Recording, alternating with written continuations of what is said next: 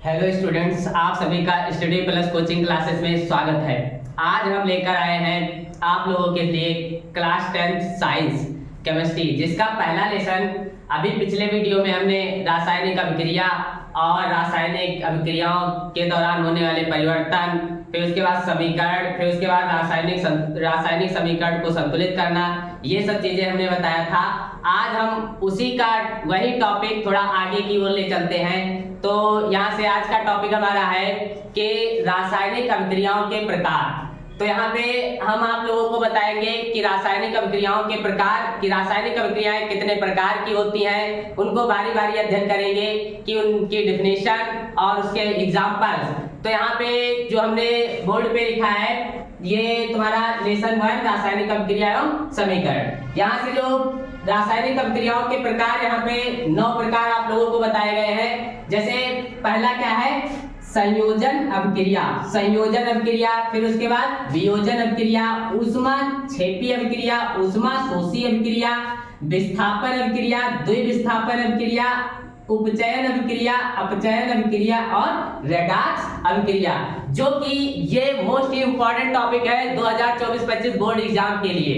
तो यदि हम इन टॉपिक को पढ़ते हैं तो हमारे बोर्ड एग्जाम में बहुत ही बेहतर नंबर ला सकते हैं। तो यहाँ पे जो पहली अभिक्रिया है संयोजन अभिक्रिया, देखो इसके नाम से ही पता चलता है संयोजन। संयोजन का मतलब क्या होता है, जुड़ना। इसको हम दूसरे नाम से बोलते हैं योगात्मक, योगात्मक अभिक्रिया, इसे योगात्मक अभिक्रिया भी कहते हैं। तो यहाँ से संयोजन, संयोजन का मतलब होता है जुड़ना।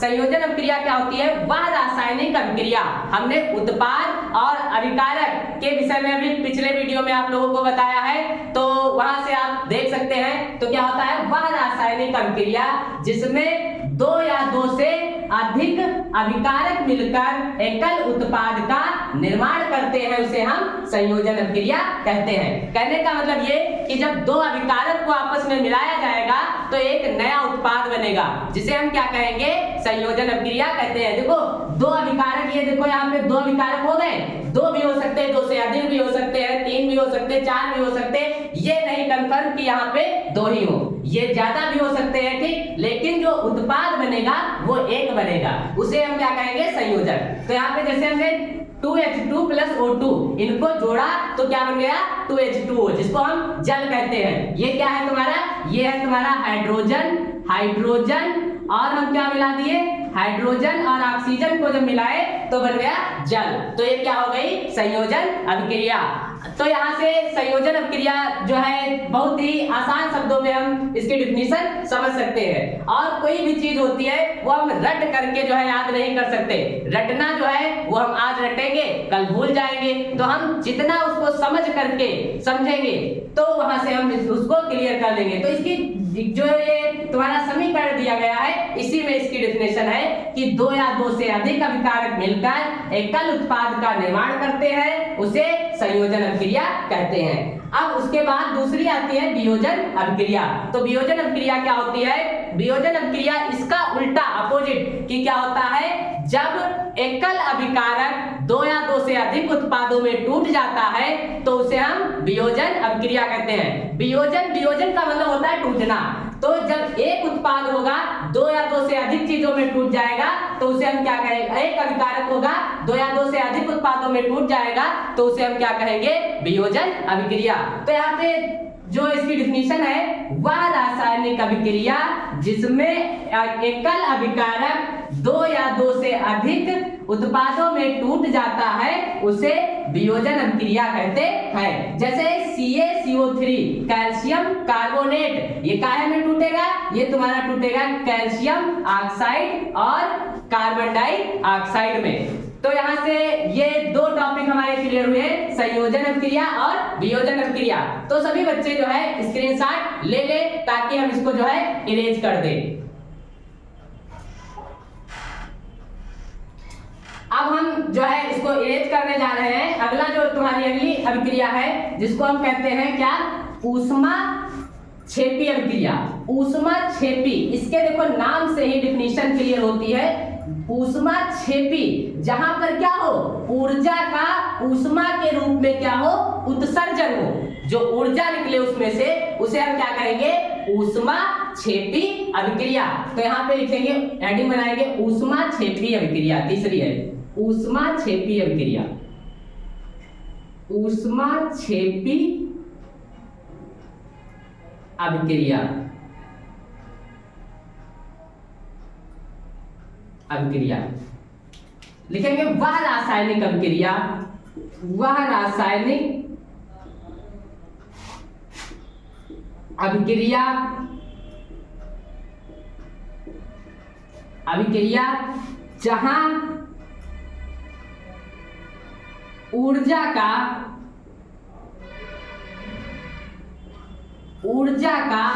ऊष्मा के रूप में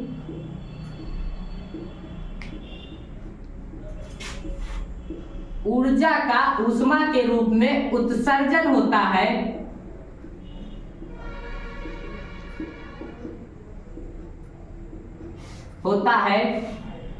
उसे ऊष्मा क्षेपी अभिक्रिया कहते हैं।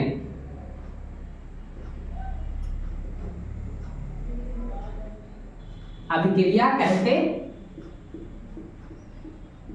हैं। इसका एग्जाम्पल हम लोग लिख लेते हैं, जैसे CH4 प्लस CH4 हो गया plus 2O2 is equal to, यहाँ पे क्या बनेगा CO2 plus 2H2O, CO2 plus 2H2O plus, इसमें से क्या निकलेगी ऊर्जा।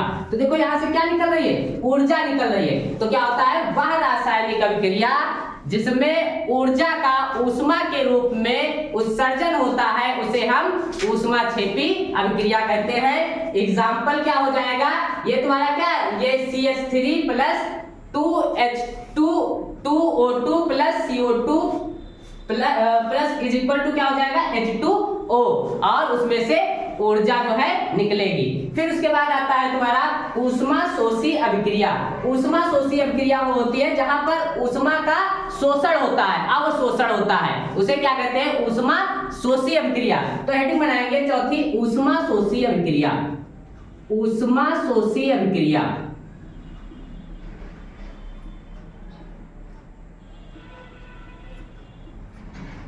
अभिक्रिया, तो ऊष्मा शोषी अभिक्रिया क्या होता है कि वह रासायनिक अभिक्रिया जिसमें ऊष्मा का अवशोषण होता है, उसे ऊष्मा शोषी अभिक्रिया कहते हैं। तो लिखेंगे वह रासायनिक अभिक्रिया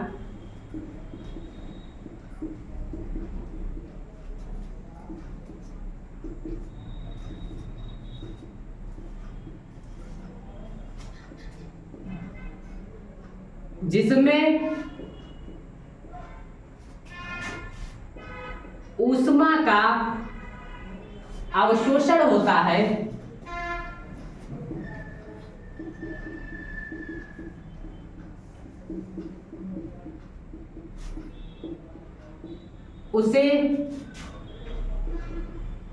उसे ऊष्मा शोषी अभिक्रिया कहते हैं।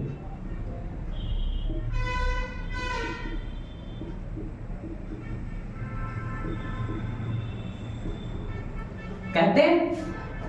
तो यहाँ पे अब इसका एग्जाम्पल लिख लेते हैं, N2 plus O2, nitrogen plus oxygen plus यहाँ पे ऊष्मा की जरूरत लगेगी, ऊष्मा वही ऊर्जा, ऊर्जा की आवश्यकता लगी, तो ये क्या बन गया तुम्हारा, यहाँ से बन जाएगा N2 plus O2 is equal to क्या बन जाएगा 2NO।